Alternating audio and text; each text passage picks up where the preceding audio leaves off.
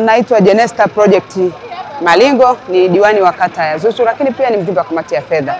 Kwanza kabisa nimshukuru Mwenyezi Mungu kwa ajili ya siku ya leo, lakini nipende kutoa shukrani za dhati kwa uongozi wa rais wetu mpendwa, mama yetu Daktari Samia Suluhu Hassan, rais wa Jamhuri ya Muungano wa Tanzania na amiri jeshi mkuu.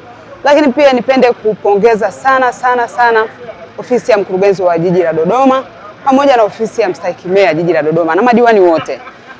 Leo tulikuwa na baraza maalum kwa ajili ya kupokea bajeti ya 2026-2027.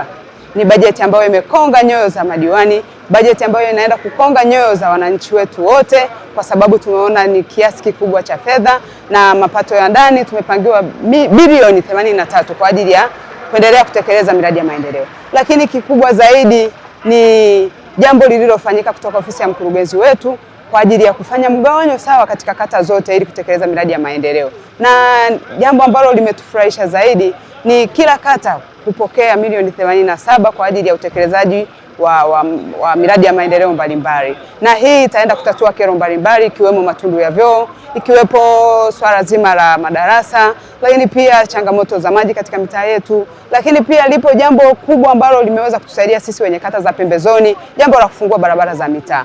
Hakika kazi inaendelea ndani ya jiji la Dodoma, hakika kazi inafanyika, na sisi madiwani tuko tayari kusimamia miradi yote, na sisi tuko timamu kwa ajili ya kuendelea kuleta maendeleo ndani ya jiji la Dodoma. Baada ya kusema hayo, niendelee kuwashukuru tena na tena.